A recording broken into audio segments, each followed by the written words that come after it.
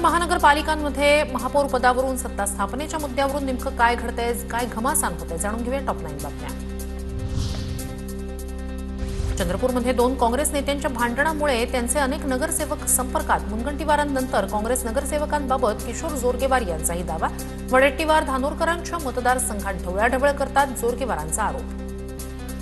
आहे असं कळतंय. नावं नका सांगू, पण आकडा बरोबर आहे की अनेकांना असं वाटतं की या ठिकाणी स्थिर सरकार केवळ भारतीय जनता पार्टी देऊ शकते आणि त्यामुळं ते बरेच जण आमच्या संपर्कात आहेत.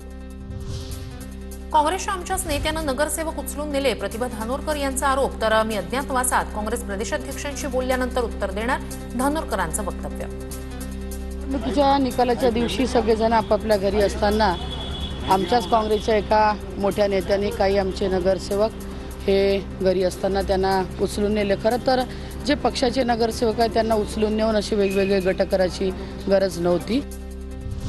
खासदार झाले म्हणून जिल्ह्याचे मालक झाले नाही, मी कुणाकडेही गेलो नाही, नगरसेवक स्वतः आले, वडेट्टीवार यांचं प्रत्युत्तर. होऊन ते नगरसेवक तिथे आले.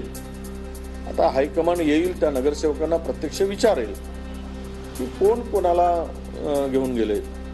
शेवट नेतृत्व खासदार झाले म्हणजे काही जिल्ह्याचे किंवा लोकसभेचे मालक ठरत नाहीत. महायुतीसोबत एमआयएमचा नगरसेवक जाणार नाही, महायुतीसोबत एमआयएमचा नगरसेवक गेल्यास कारवाई होणार, ओवैसींचा थेट इशारा.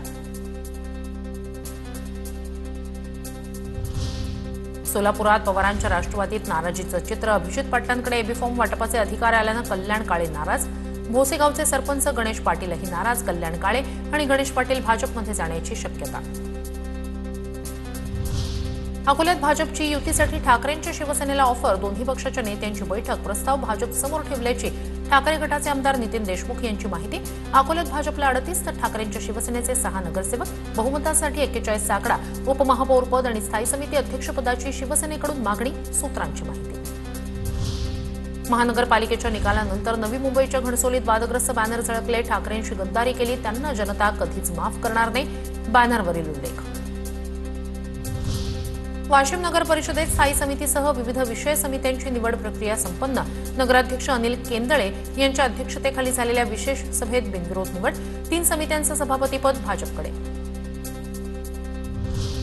उल्हासनगरमधील शिंदेच्या शिवसेनेच्या नगरसेवकांचा गट स्थापन. शिंदेच्या शिवसेनेचं संख्याबळ 40, भाजपचं संख्याबळ 37. शिंदेच्या शिवसेनेला वंचितच्या 2 आणि एका अपक्ष नगरसेवकाचा पाठिंबा.